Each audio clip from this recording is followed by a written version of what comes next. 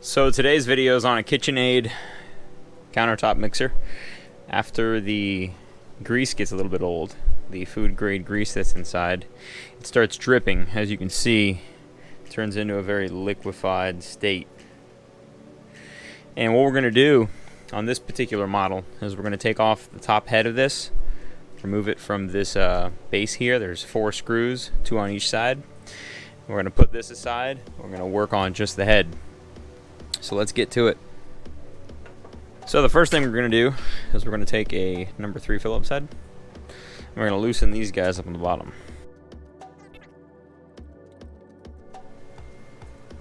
Now all 4 of the screws from the bottom here are removed. While you still have it on the base, you can do this before or after those 4 screws are removed. Take out this top screw here, which will allow access to the back of the motor. Here you're going to find these 2 screws which hold the bezel.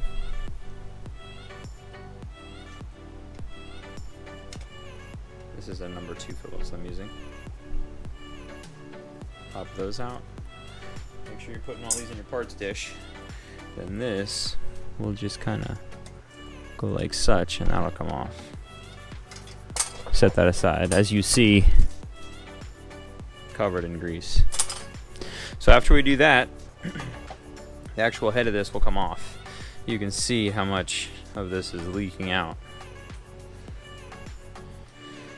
So this is a 1/8. I'm going to go ahead and put it over here with my hammer. Tap this pin out. Make sure you put that in your parts tray. So now this piece here is free. We also need to remove this bezel. This bezel is actually what is designed to catch the grease as it... At this point I tried to use the flathead on the front. I realized it's not the best spot to hit it. If you go around to the back side of the mixer, you can get under a small flange and it makes it much easier.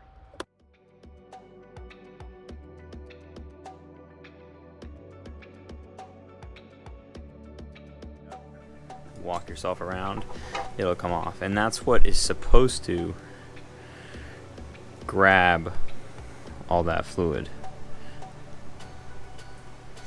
Set that aside. Now we're going to loosen these 4 flathead screws that hold the top cover on.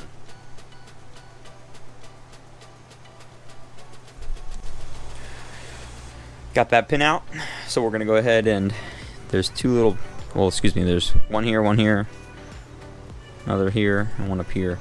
Those 5 different spots will allow you to get your flathead in there and kind of work this up. So you just lightly push on it. If you need to, you can spin it and work from this side. Normally it'll pop up pretty quick.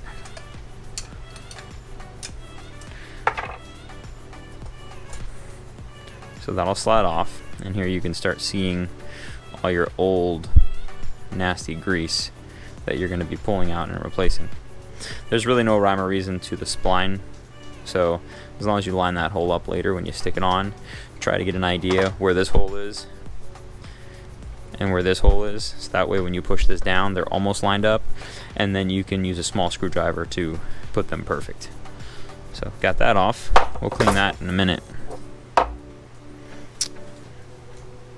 You have 2 screws here that you already loosened. Pull these out. These are the shorter of the 2, and then you have these 2 back here which are longer. So now we're going to take out these 5 screws here.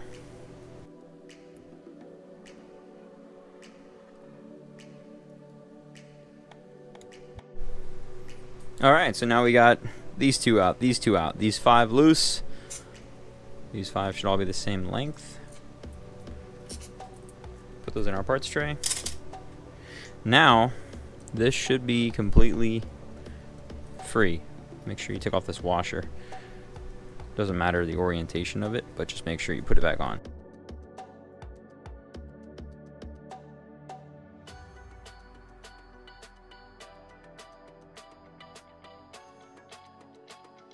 Be careful of these wires in the back.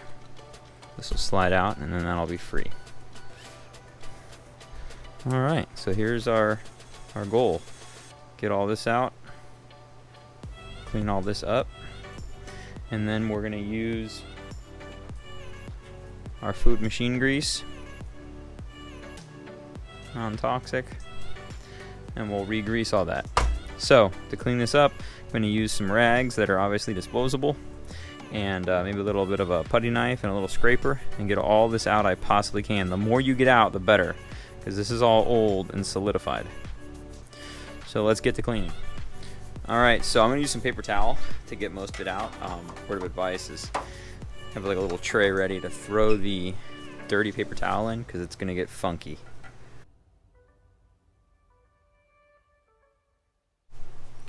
So I got this pretty clean on this side here. Obviously the cleaner you get it, the better. You really do want to get all that old grease out. On this side, on my unit, I'm going to remove these 3 screws that hold on this gear on the side. There's 3 Phillips heads. And the reason I'm doing this is because it's difficult to get under this gear. And it's not much work just to remove 3 screws, where it's a lot more work trying to use small utensils to get under this gear. So there's the 3 screws I talked about, there's that gear, and then this piece will slide up and off. There is a washer here, so make sure you lose that.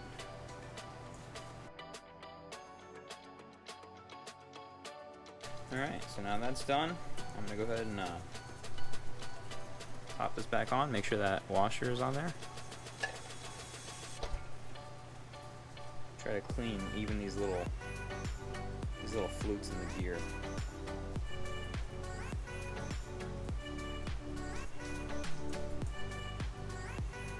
You can use small screwdrivers and things like that to help you.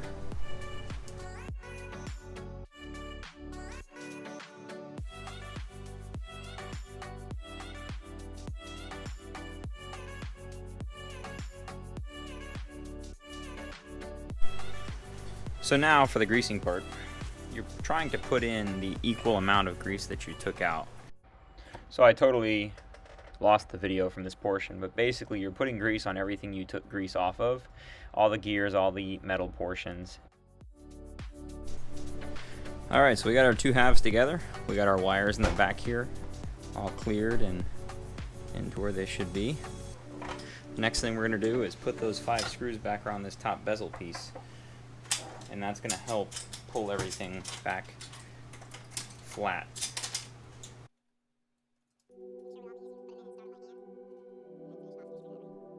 I'm doing this, I'm also going to take those 4 screws, remembering the 2 long ones go in the back. The 2 short ones are up here. And I'm also going to put in that washer we spoke about earlier so I don't forget it. Notice there's a little bit of leftover grease on the outside here. It's kind of staining. If you take a little bit of simple green on a towel and rub on it, it will lift. So that's how you can get these grease stains off to make it look nice.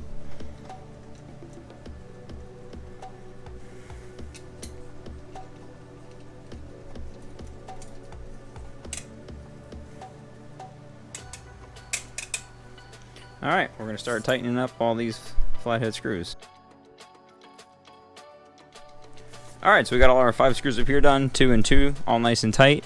Make sure you go over them when you're done, getting everything nice and tight, and just double check, especially on the 5 in the front, because like this one here got loose. As you tighten those, one of these might get loose because it's pulling the 2 halves together. So just double check them. We've already put our O-ring back here. We're now going to get a little left over here. Make sure you get all that grease out of there. A lot of this is dried and I don't want to use any harsh chemicals in order to get it out, and it will be hidden, so it's alright. So now I'm going to check where that hole is I spoke about earlier. I'm going to put a little bit of grease on this gear. Not too much.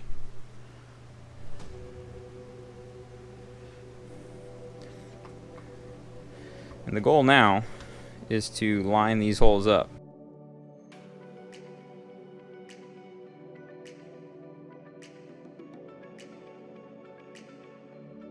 Now sometimes the output shaft will sit down low, and if that happens, you won't be able to find the hole. So lift up on this. You see how that works? So the whole shaft is lifting up.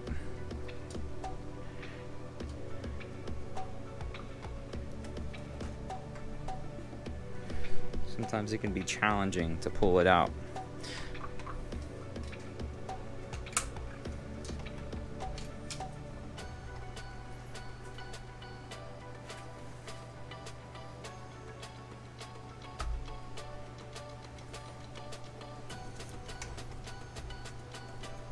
Alright, so I got that back on. So now I'm just rotating, trying to look for that little hole in there. And I'm using a tiny screwdriver. And when I find it, I'm going to try to basically, see how I'm pulling the shaft up? So now the shaft is actually flush at the top, and that hole, not sure if you can see that on camera, but you can see through it. Now we can get our pin and pop that back in. Alright, so that's how it's a little easier. Obviously trying not to hit the white, just trying to tap the actual pin in. So now that pin is back in.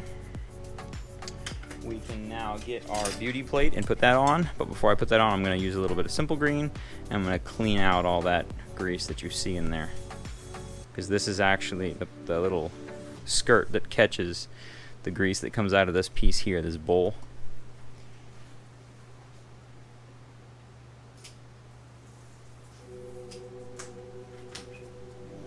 Put a little Simple Green in there and just work it around. Doesn't need to be 100% clean, you just want to get any buildup out of there. I'm just going to put it on the same way.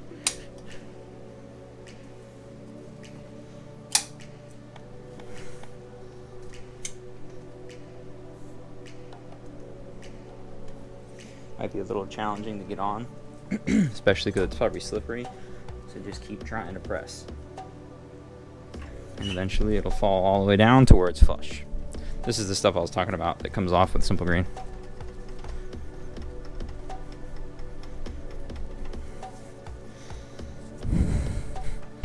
So now that is done, we're pretty much 100% complete with the actual greasing of the unit. Now what we're going to do is go ahead and put this head back on top of our base. So to do that, there's two pins here that line up. Obviously it only can really go one way, so we'll drop that on there. I recommend grabbing your two of those large screws that you took off, starting them by hand if you can.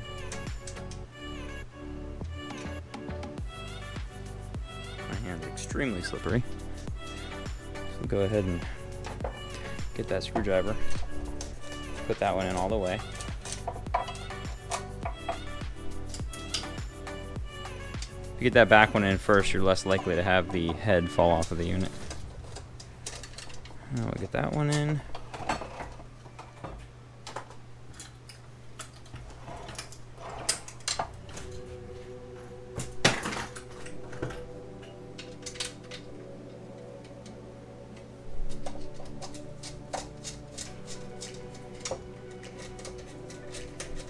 Four screws are in. Tighten those down.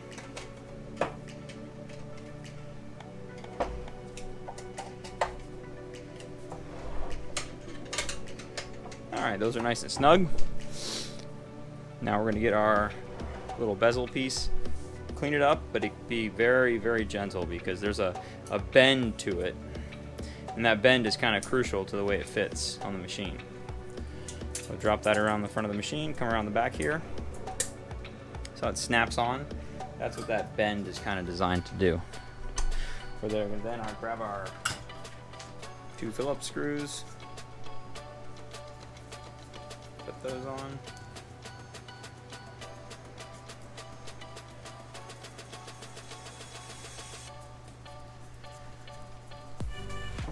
Then we'll grab our back cap. These two teeth fall in on the bottom first. And then we have that one screw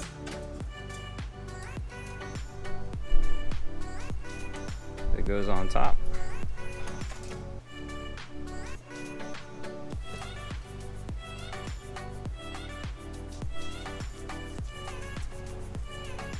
And that's it. You can clean it up a little more. Like I said, I used Simple Green. I didn't use it in any of the internals, just on the exterior. And that'll get off all that residue and greasy feel.